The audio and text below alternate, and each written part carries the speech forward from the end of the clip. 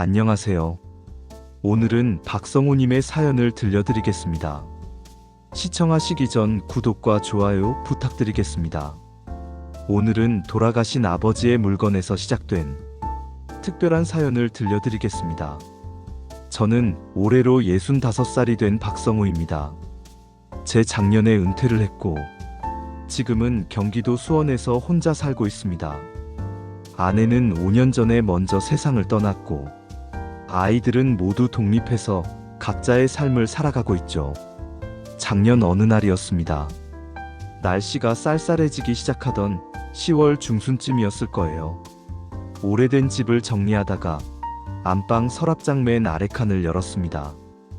거기엔 몇 년째 손도 대지 않은 물건들이 쌓여 있었죠.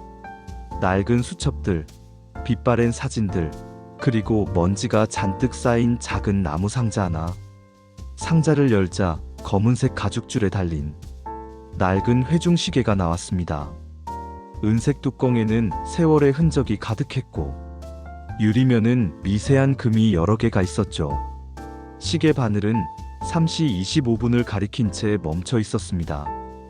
시계를 뒤집어 보니 뒷면에 작은 글씨가 새겨져 있었습니다. 성호야, 내 시간은 네가 만든다. 아버지의 필체였습니다. 그 순간 마치 시간이 거꾸로 흐르는 것 같았습니다. 아버지의 목소리가 귓가에 들리는 듯 했죠. 이 시계는 아버지가 평생 차고 다니시던 것이었습니다. 아버지는 철도 기관사였습니다. 새벽 4시에 일어나 밤 10시에 들어오시는 날이 대부분이었죠. 그런 아버지에게 시간은 목숨과도 같은 것이었습니다. 1분 1초의 오차도 허용하지 않으셨죠. 기차는 정시에 출발해야 하고 정시에 도착해야 한다고 늘 말씀하셨습니다. 어린 시절 저는 아버지를 따라 역사에 자주 갔습니다. 플랫폼에 서서 시계를 확인하시는 아버지의 모습이 아직도 선명합니다. 파란색 제복을 입은 아버지는 늘 꼿꼿한 자세로 서 계셨죠. 왼손으로는 회중시계를 꺼내 들고 오른손으로는 기관차 문을 열면서 시간을 확인하셨습니다. 그런 아버지가 저에게 늘 하시던 말씀이 있었습니다. 시간을 아끼는 게 인생을 아끼는 거란다. 하지만 10살 남짓한 저에게 그 말은 그저 잔소리로만 들렸습니다. 친구들과 뛰어놀고 싶은데 아버지는 늘 시간을 지키라고만 하셨으니까요. 시계를 손에 쥐고 있자니 아버지와의 추억들이 물밀듯이 밀려왔습니다. 그리고 후회가 밀려왔죠. 왜 그때는 아버지의 마음을 이해하지 못했을까? 왜 그렇게 반항만 했을까? 상자 안에는 시계와 함께 작은 쪽지가 하나 더 있었습니다. 아버지의 손글씨로 1985년 3월 15일이라고 적혀 있었습니다. 그날은 제가 대학을 졸업하던 날이었죠. 아버지는 그날 제 졸업식에 오지 않으셨습니다. 저는 아버지가 제게 관심이 없다고 생각했었는데 이 날짜를 적어두셨다니 가슴이 먹먹해졌습니다. 제가 중학교에 들어갈 무렵이었습니다. 1969년 봄이었죠. 아버지는 여전히 철도청에서 기관사로 일하고 계셨습니다. 매일 새벽같이 나가서 밤늦게 들어오시는 생활의 연속이었죠. 어느 일요일 아침이었습니다. 일요일이라 아버지가 집에 계셨죠.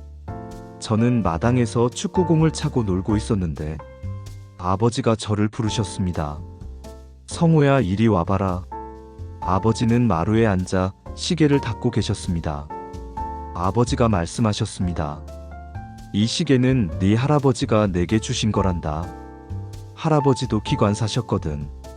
우리 집안은 3대째 철도에서 일하고 있는 거야. 아버지는 시계 뚜껑을 열어 보이셨습니다. 안쪽에는 1945년이라는 숫자가 새겨져 있었죠. 저는 시계를 만져보고 싶었지만 아버지는 허락하지 않으셨습니다. 아직은 네가 만질 때가 아니란다. 시간의 무게를 알게 되면 그때 만져도 늦지 않아. 그때는 그 말이 무슨 뜻인지 몰랐습니다. 고등학교 시절 저는 점점 반항적이 되어갔습니다. 아버지의 엄격한 규율이 숨막혔죠. 매일 몇 시에 들어와야 하고 몇 시에 자야 하고 모든 것이 시간표대로 움직여야 했습니다.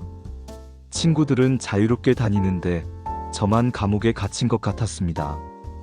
어느 날 늦은 밤에 들어왔다가 아버지와 크게 다툰 적이 있습니다. 11시가 넘어서 들어왔는데 아버지는 현관 앞에서 시계를 들고 서 계셨죠. 지금이 몇 시인지 아느냐? 아버지의 목소리는 차가웠습니다. 저는 반항적으로 대답했습니다. 시간이 뭐가 그렇게 중요해요? 하루 이틀 늦는다고 세상이 끝나는 것도 아닌데, 친구들은 다 자유롭게 다니는데 왜 저만 이래야 하냐고요? 아버지의 얼굴이 붉어지셨습니다. 너는 시간의 소중함을 모른다. 한번 지나간 시간은 다시 돌아오지 않는다. 네가 낭비한 시간들이 얼마나 아까운지 나중에 알게 될 거야. 저는 콧방귀를 뀌었습니다. 아버지처럼 시계만 보고 사는 게 무슨 의미가 있어요? 그렇게 살면 뭐가 남아요? 그날 아버지는 저를 한참 동안 말없이 바라보시다가 한숨을 쉬며 방으로 들어가셨습니다. 그때 어머니가 조용히 다가오셨습니다. 성우야, 아버지도 젊었을 때는 너처럼 자유롭고 싶어 하셨단다. 하지만 가족을 위해서 그 모든 걸 포기하신 거야. 너희들이 제 시간에 밥 먹고 학교 갈 수 있도록 아버지는 늘 시간과 싸우고 계신 거란다. 어머니의 말씀에도 저는 고개를 돌렸습니다. 그때는 정말 철이 없었죠. 아버지의 희생이 얼마나 큰 것인지, 아버지의 사랑이 얼마나 깊은 것인지 전혀 몰랐습니다. 그저 제 자유만 생각했을 뿐이었죠. 1978년 봄, 저는 대학교 3학년이었습니다. 그 시절은 온 나라가 들끓던 때였죠. 대학가에는 민주화의 열기가 가득했고 저도 그 물결에 휩쓸렸습니다. 학생 운동에 참여하기 시작했고 수업보다는 집회와 시위에 더 많은 시간을 보냈습니다. 어느 날 학교에서 돌아오니 아버지가 거실에서 기다리고 계셨습니다. 얼굴이 굳어 있으셨죠. 테이블 위에는 제가 학생 운동에서 받은 유인물들이 놓여 있었습니다. 내 방에서 나온 것들이다. 아버지의 목소리는 떨리고 있었습니다. 저는 당당하게 말했습니다. 그게 어쨌다는 거예요? 저도 이제 어른이에요. 제가 하고 싶은 일을 하는 게 뭐가 잘못됐어요? 세상을 바꾸려고 노력하는 게 그렇게 나쁜 일인가요? 아버지가 소리를 질렀습니다. 너는 네가 뭘 하고 있는지 알기나 하느냐? 그런 일에 시간을 낭비하다가 내 인생을 망칠 셈이냐? 대학까지 보내놨더니 공부는 안 하고 쓸데없는 일만 하고 다니는구나. 쓸데없는 일이라니요. 저는 분노가 치밀어 올랐습니다. 아버지는 평생 시계만 보고 사셨으니 세상이 어떻게 돌아가는지 모르시는 거예요. 저는 정의를 위해 싸우고 있어요. 그게 시간 낭비라고요. 아버지의 주먹이 테이블을 내리쳤습니다. 정의. 네가 정의를 안다고. 매일 새벽에 일어나 가족을 먹여 살리는 게 정의가 아니고 뭐란 말이냐? 거리에서 소리나 지르는 게 정의냐? 저도 지지 않고 말했습니다. 그렇게 시계나 보면서 노예처럼 사는 게 자랑스러우세요. 저는 아버지처럼 살고 싶지 않아요. 시간에 얽매여서 숨도 제대로 못 쉬고 사는 그런 삶은 싫어요. 순간 정적이 흘렀습니다. 아버지의 얼굴이 창백해지셨죠. 그래, 네 마음대로 해라. 하지만 이 집에서는 나가라. 내 아들이 아니다. 그리고 이 시계는 네 동생에게 물려줄 거다. 넌 시간의 소중함을 모르니까. 그 말이 제 가슴에 비수처럼 박혔습니다. 어린 시절부터 그토록 갖고 싶어 했던 할아버지의 시계. 장남인 제가 당연히 물려받을 거라고 생각했던 그 시계를 동생에게 주겠다니. 저는 그 자리에서 일어났습니다. 좋아요. 나가죠. 그 시계 따위 필요 없어요. 아버지처럼 시간의 노예가 되느니 차라리 자유롭게 살겠어요. 저는 그날로 짐을 싸서 집을 나왔습니다. 친구 자취방에 얹혀 살면서 학교를 다녔죠. 그 후로 아버지와는 명절에만 얼굴을 보는 사이가 되었습니다. 어머니가 중간에서 화해를 시키려고 노력하셨지만 아버지도 저도 고집을 꺾지 않았습니다. 시간이 흐를수록 아버지와의 거리는 더 멀어져만 갔죠. 졸업 후 저는 작은 회사에 취직했습니다. 결혼도 했고 아이도 낳았습니다. 하지만 아버지는 제 결혼식에도 오지 않으셨습니다. 어머니 혼자 오셔서 축하해 주셨죠. 성호야, 아버지도 마음은 너를 축하하고 계신다. 다만 표현을 못 하실 뿐이야. 저는 믿지 않았습니다. 아버지는 저를 아들로 생각하지 않는다고 여겼죠. 그렇게 세월이 흘렀습니다. 서로를 외면한 채로 각자의 삶을 살았습니다. 가끔 어머니를 통해 아버지의 안부를 들을 뿐이었죠. 지금 생각해보면 참 어리석었습니다. 왜 그때 한 발짝만 물러서지 못했을까? 왜 그렇게 자존심만 세웠을까? 시간은 되돌릴 수 없는데 말이죠. 2010년 11월 어느 날이었습니다. 아침 일찍 전화벨이 울렸죠. 어머니였습니다. 성호야, 빨리 와. 아버지가 쓰러지셨어. 병원 응급실이야. 어머니의 목소리는 울음으로 떨리고 있었습니다. 저는 허둥지둥 옷을 입고 병원으로 달려갔습니다. 응급실 앞에서 어머니가 눈물을 흘리고 계셨죠. 뇌출혈이래. 수술을 해야 한대. 의사 선생님이 위험할 수도 있다고. 어머니는 제 손을 꼭 잡으셨습니다. 수술실 앞에서 기다리는 시간은 영원처럼 느껴졌습니다. 빨간 불이 켜진 수술실 문을 바라보며 저는 처음으로 기도를 했습니다. 제발 아버지를 살려주세요. 아직 하지 못한 말이 너무 많아요. 용서를 구하고 싶어요. 6시간의 수술이 끝났습니다. 의사가 나와서 말했죠. 수술은 성공적이었습니다만 언제 깨어날지는 알 수 없습니다. 의식이 돌아올 가능성도 희박합니다. 가족분들이 옆에서 많이 이야기해 주세요. 중환자실에 누워 계신 아버지를 보니 가슴이 미어졌습니다. 평생 강인하기만 했던 아버지가 그렇게 작고 여려 보일 수가 없었죠. 머리에는 붕대가 감겨 있었고 온몸에는 각종 기계들이 연결되어 있었습니다. 저는 아버지 손을 잡았습니다. 차가운 손이었죠. 아버지, 저예요. 성호예요. 제 목소리 들리세요? 죄송해요, 아버지. 그동안 불효한 거 용서해 주세요. 이제라도 잘할게요. 제발 일어나 주세요. 하지만 아버지는 반응이 없으셨습니다. 의식 없는 아버지 옆에서 저는 매일 이야기를 했습니다. 어린 시절 아버지와 함께했던 추억들, 대학 시절 방황했던 일들, 그리고 후회하는 마음들을 모두 털어놓았죠. 사흘째 되는 날 새벽이었습니다. 갑자기 아버지의 심장 박동이 불규칙해지기 시작했습니다. 의사와 간호사들이 뛰어왔지만 이미 늦었습니다. 아버지는 그렇게 떠나셨습니다.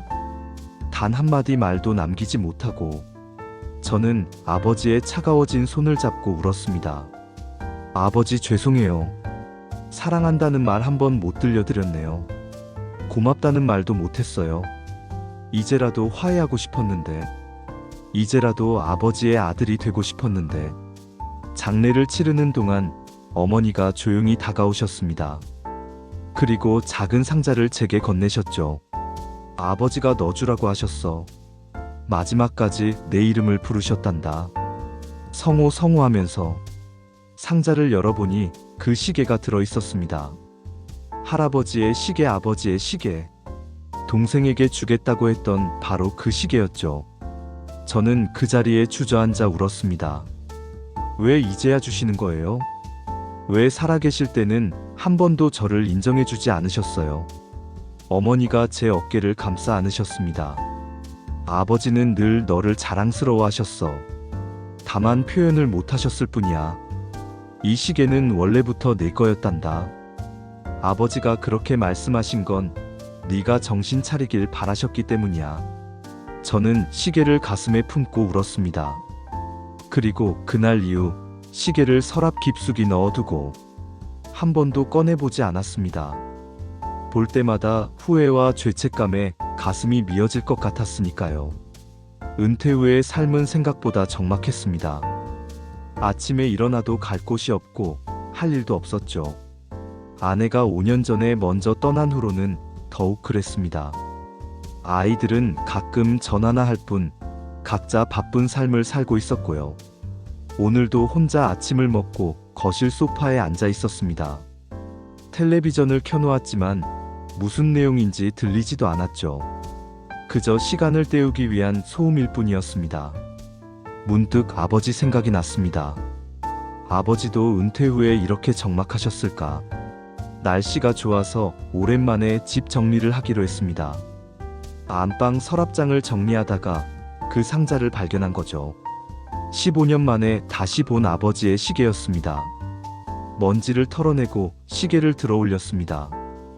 햇빛에 비친 시계는 여전히 아름다웠습니다. 은색 케이스는 낡았지만 품격이 있었고 오랜만에 다시 보니 정겨웠죠.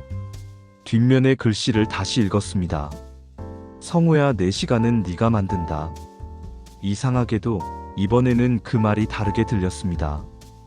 예전에는 시간을 아끼라는 잔소리로만 들렸는데 이제는 다른 의미로 다가왔죠. 내 인생의 주인은 너다. 네가 선택하고 네가 책임져라. 그런 메시지 같았습니다. 순간 아버지의 목소리가 들리는 것 같았습니다. 성우야, 이제 알겠니? 시간은 구속이 아니라 자유란다. 정해진 시간 안에서 최선을 다하는 게 진정한 자유야. 네가 그걸 깨닫길 바랐단다. 저는 시계를 가만히 바라보았습니다. 3시 25분에 멈춰 있는 시계 바늘. 혹시 이 시간에 무슨 의미가 있는 걸까? 생각해보니 제가 태어난 시간이 오후 3시 25분이었습니다. 어머니가 말씀해 주신 적이 있었죠. 아버지는 제가 태어난 그 순간을 시계에 새겨두신 걸까요? 그리고 의도적으로 그 시간에 멈춰두신 걸까요? 마치 제 시간은 거기서부터 시작이니 이제부터는 네가 만들어가라고 말씀하시는 것처럼 눈물이 났습니다. 아버지는 저를 미워하신 게 아니었어요. 오히려 너무 사랑하셨기에 엄격하셨던 거죠. 제가 시간을 헛되이 쓰지 않고 가치 있는 삶을 살기를 바라셨던 겁니다. 시계를 들고 창밖을 바라보았습니다. 가을 햇살이 따스했죠. 길가에는 은행나무가 노랗게 물들어 있었고 하늘은 맑고 푸르렀습니다. 문득 이런 평범한 일상이 얼마나 소중한지 깨달았습니다. 그동안 저는 과거의 후회와 미래의 불안 속에서만 살았습니다. 현재라는 시간을 놓치고 있었죠. 아버지가 그토록 강조하셨던 시간의 소중함을 이제 알 것 같았습니다. 지나간 시간은 돌아오지 않지만 지금 이 순간부터는 다르게 살 수 있다는 것도요. 휴대폰을 꺼내 아들에게 전화를 걸었습니다. 오랜만에 아버지 목소리를 듣는 아들이 반가워했죠. 아버지, 무슨 일 있으세요? 아니다, 그냥 목소리가 듣고 싶어서. 시간 되면 주말에 집에 한번 들르렴. 할아버지 시계를 발견했는데 너한테 보여주고 싶구나. 주말 오후 아들과 딸이 함께 왔습니다. 오랜만에 집이 활기를 띠었죠. 아들은 35살 회사원이고 딸은 32살 교사입니다. 두 아이 모두 결혼해서 각자의 가정을 꾸리고 있죠. 거실에 둘러앉아 차를 마시며 이야기를 나누었습니다. 테이블 위에는 아버지의 시계가 놓여 있었죠. 아들이 시계를 들어보며 말했습니다. 아버지, 이게 할아버지 시계죠. 어렸을 때 할아버지가 차고 계시던 거 기억나요? 맞다, 네가 기억하는구나. 저는 고개를 끄덕였습니다. 할아버지가 돌아가시고 나서 서랍에 넣어두고 꺼내보지 못했는데 이번에 다시 발견했단다. 뒷면을 한번 봐라. 딸이 시계를 뒤집어 글씨를 읽었습니다. 성우야, 내 시간은 네가 만든다. 와, 할아버지가 아빠한테 주신 메시지네요. 멋있어요. 할아버지가 아빠를 정말 사랑하셨나봐요. 저는 씁쓸하게 웃었습니다. 그런가? 난 할아버지가 날 미워하신다고 생각했는데 한때는 이 시계를 삼촌에게 주겠다고 하셨거든. 내가 할아버지 말씀을 안 들어서. 아들이 진지한 표정으로 말했습니다. 아버지, 그건 할아버지가 아버지를 정말 믿으셨기 때문이 아닐까요? 장남인 아버지가 정신 차리고 가족을 이끌어가길 바라셨던 거죠. 결국 이 시계를 아버지께 주신 걸 보면 할아버지의 진심을 알 수 있잖아요. 딸이 고개를 끄덕이며 말했습니다. 맞아요, 아빠. 할아버지도 아빠처럼 표현을 잘 못하셨을 뿐이에요. 아빠도 저희한테 사랑한다는 말 잘 안 하시잖아요. 그래도 저희는 알아요. 아빠가 얼마나 저희를 아끼시는지. 저는 놀랐습니다. 그래, 너희가 그걸 알아. 나는 표현을 잘 못해서 너희가 모를 줄 알았는데. 아들이 웃으며 대답했습니다. 당연히 알죠. 아빠가 저희 학비 대느라 얼마나 고생하셨는데요. 새벽까지 일하시고도 피곤한 기색 한 번 안 보이셨잖아요. 딸이 덧붙였습니다. 제가 중학교 때 아프다고 하면 한밤중에도 병원에 데려가 주셨잖아요. 그때 아빠가 제 손 꼭 잡고 계셨던 거 아직도 기억나요. 말은 없으셨지만 얼마나 걱정하시는지 다 느껴졌어요. 저는 목이 메었습니다. 그런 것까지 기억하는구나. 그때 정말 걱정했었지. 네가 아프니까 내가 대신 아팠으면 좋겠다고 생각했었어. 하지만 그런 말은 차마 못했지. 남자가 그런 말 하는 게 쑥스러워서. 아들이 제 어깨에 손을 올렸습니다. 아버지, 할아버지도 똑같으셨을 거예요. 아버지가 방황하실 때 얼마나 마음 아프셨겠어요. 하지만 표현을 못하셨을 뿐이죠. 이 시계가 그 증거예요. 결국 아버지께 주셨잖아요. 딸이 시계를 들어 유심히 보았습니다. 그런데 이 시간 3시 25분에 무슨 의미가 있을까요? 왜 이 시간에 멈춰 있을까? 제가 대답했습니다. 그게 바로 내가 태어난 시간이란다. 할아버지가 일부러 그 시간에 맞춰두신 것 같아. 두 아이가 감탄했습니다. 정말요? 그럼 할아버지가 아빠의 시작점을 표시해 두신 거네요. 여기서부터 내 시간이 시작이니 네가 만들어가라는 의미 같아요. 할아버지 정말 로맨틱하시네요. 저는 처음으로 그렇게 생각해 보았습니다. 아버지가 로맨틱하시다니. 평생 엄격하고 무뚝뚝하기만 했던 아버지가 사실은 이렇게 섬세한 사랑을 표현하고 계셨다니. 가슴이 뜨거워졌습니다. 아들이 말했습니다. 아버지, 이제라도 할아버지의 마음을 아셨으니 됐잖아요. 너무 자책하지 마세요. 할아버지도 하늘에서 기뻐하실 거예요. 아버지가 이렇게 건강하게 계시고 저희도 잘 지내고 있으니까요. 딸이 따뜻하게 웃으며 말했습니다. 아빠도 저희한테 더 표현해주세요.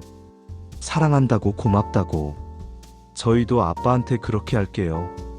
할아버지가 못다 하신 말들까지 우리가 대신 하면 되잖아요. 저는 두 아이를 번갈아 보았습니다. 그래, 너희 말이 맞다. 이제부터라도 달라져야겠구나. 할아버지가 내게 못다 한 말들을 너희에게 전하고 나도 너희에게 내 마음을 표현해야겠다. 사랑한다, 아들아, 딸아. 정말 사랑한다.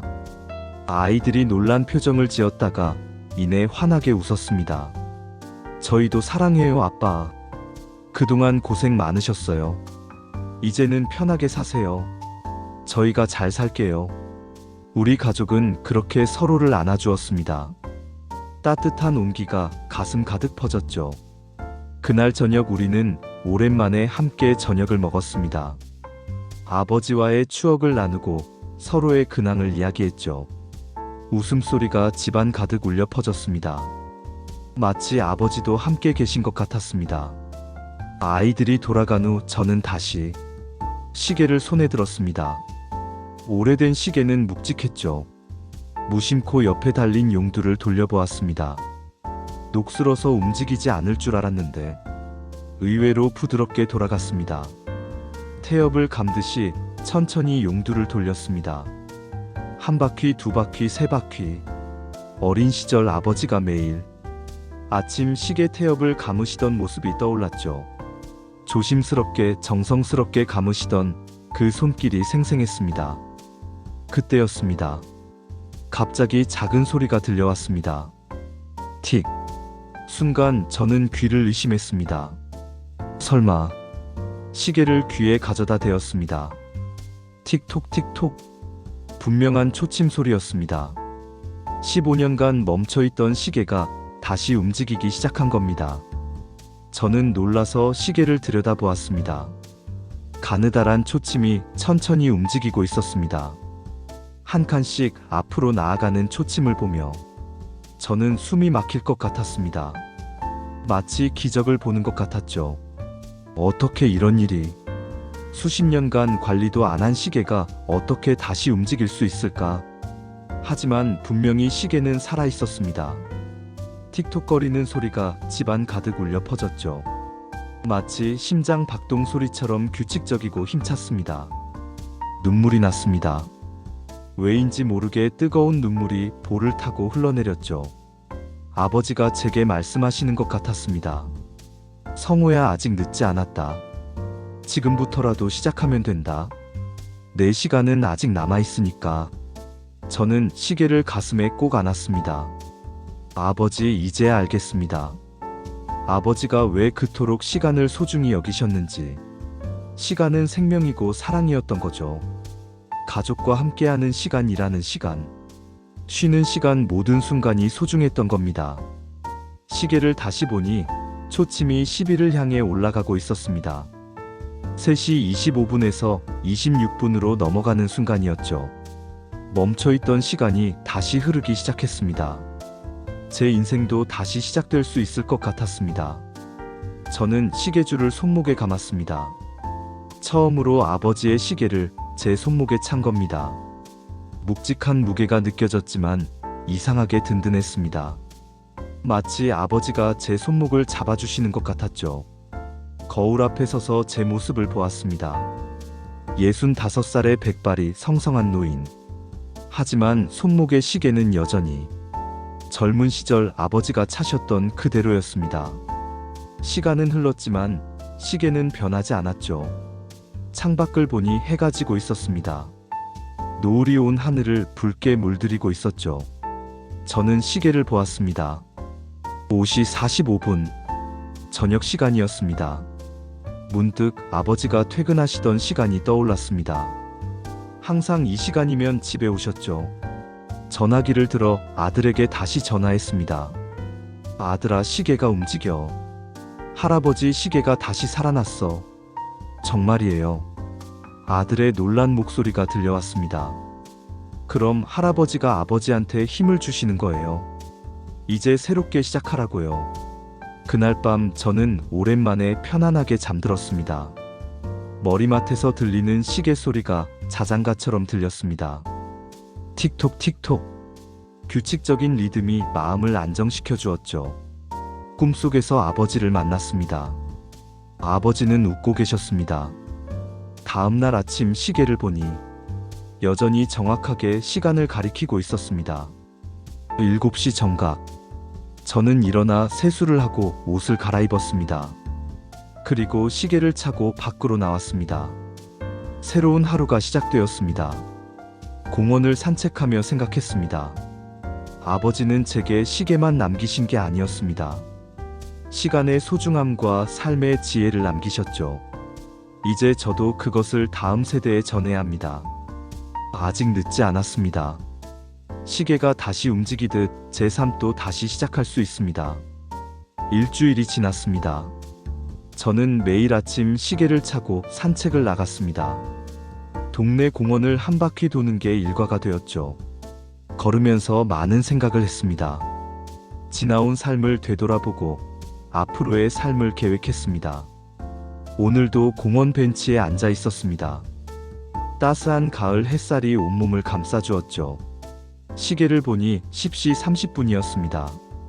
평일 오전 공원은 한산했습니다. 간혹 유모차를 끌고 지나가는 젊은 엄마들과 운동하는 노인들만 보일 뿐이었죠.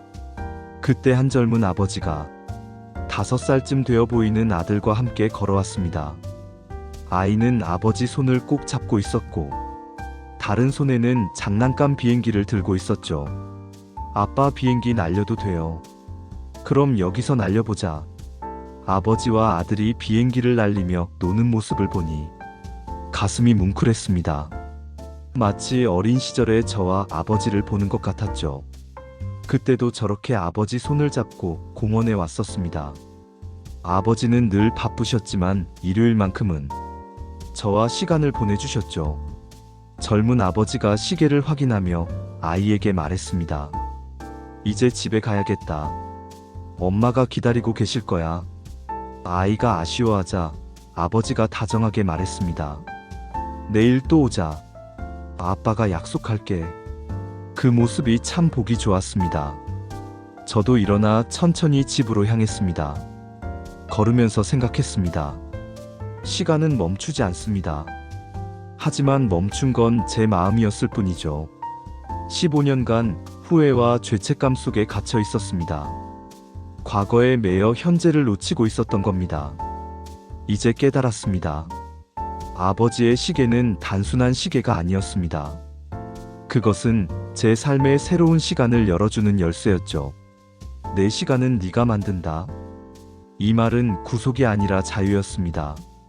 제 시간의 주인이 되라는 아버지의 마지막 선물이었던 겁니다. 집에 돌아와 달력을 보았습니다. 다음 주가 아버지 기일이었습니다. 올해는 특별히 가족들과 함께 성묘를 가기로 했죠. 아들, 딸, 며느리, 사위, 손주들까지 모두 함께 가기로 했습니다. 아버지께 온 가족이 잘 지내고 있다는 걸 보여드리고 싶었습니다. 저녁을 먹고 일기를 썼습니다. 오늘도 시계는 정확히 시간을 가리키고 있다. 틱톡거리는 소리가 생명력 있게 들린다. 아버지가 옆에 계신 것 같다. 이제 나도 남은 시간을 가치 있게 써야겠다. 가족들에게 사랑을 표현하고 감사를 전해야겠다. 며칠 후 손자가 놀러 왔습니다.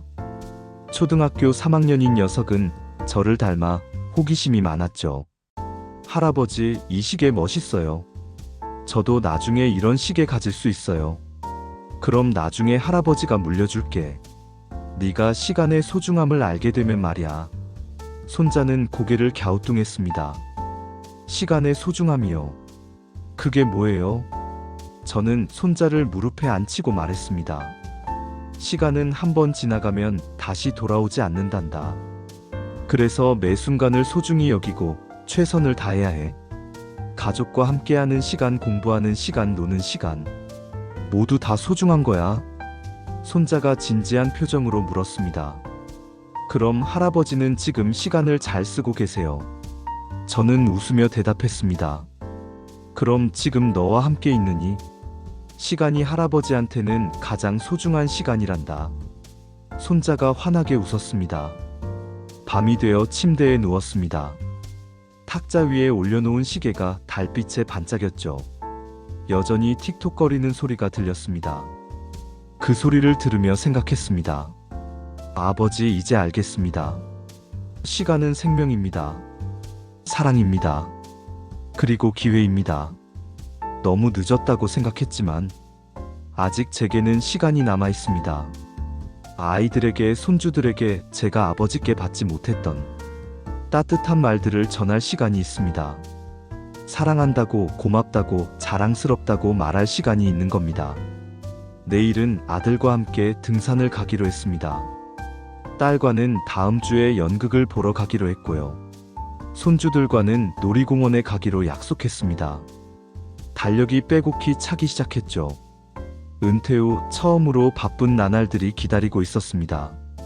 시간은 되돌릴 수 없지만 지금 이 순간부터 새롭게 시작할 수는 있습니다. 아버지의 시계가 다시 움직이듯 제 삶도 다시 시작되었습니다.